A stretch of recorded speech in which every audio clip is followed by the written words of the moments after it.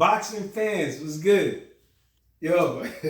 Okay, so let me talk about the Benavidez versus Darrell fight. Benavidez won their fight, but I think Darrell should have won their fight if he wasn't for that cut.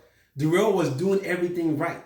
The spacing was good. Darrell had the faster hands. Darrell could fight moving back. So I know Darrell is going to have an advantage. Now, the problem I have with that fight is, well, before the fight, I was thinking, well, Darrell is the better fighter, but I don't know if Darrell punches hard enough to butter Benavidez.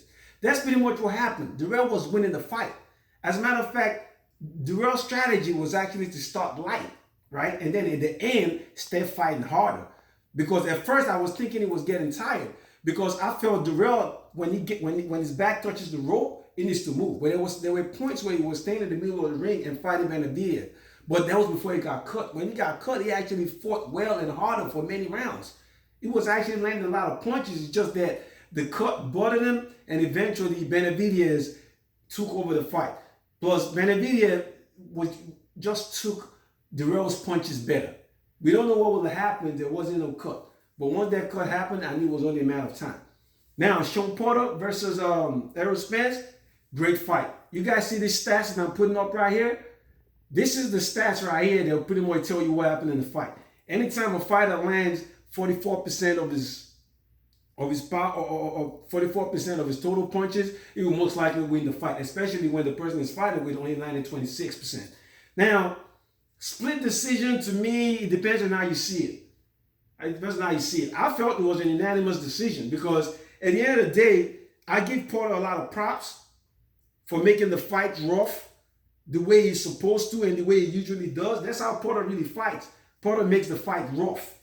You know what I'm saying? He makes the fight rough with you. And Errol Spence, man, you got to give Errol Spence a lot of credit too, because Errol Spence pretty much brought the fight to Porter.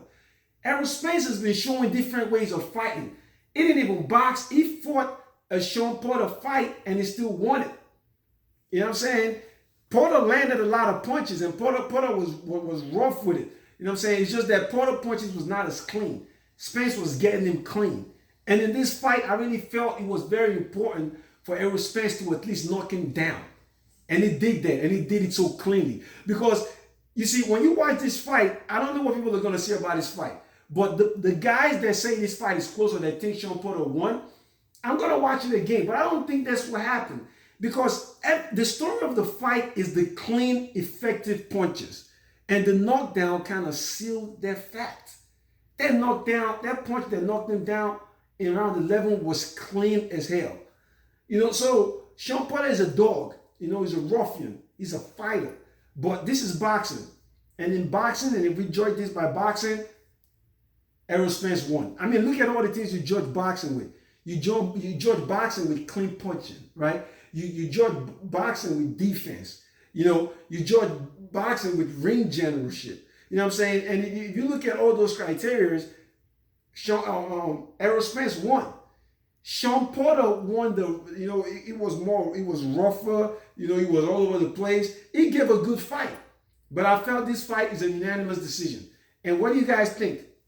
What do you guys think about the fight? You know what I'm saying?